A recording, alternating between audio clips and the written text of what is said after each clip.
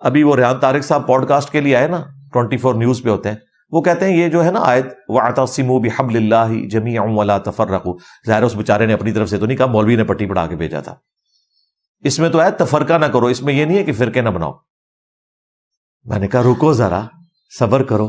اچھا بتاتے ہیں، چھوڑ دے اس کو.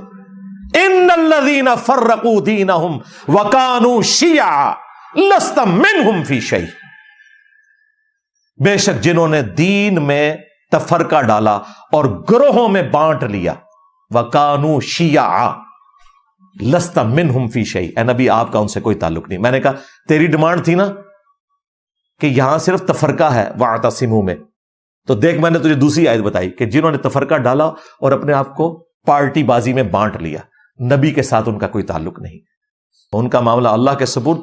پھر اللہ قیامت کے دن ان کو بتا دے گا جو وہ کرتوت کیا کرتے تھے.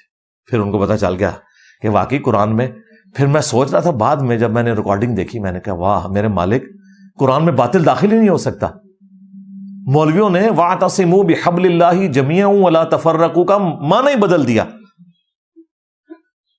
اگر یہ آیت نہ ہوتی سورۃ الانعام کی 159 ان الذین فرقوا دینہم وکانوا شیعا،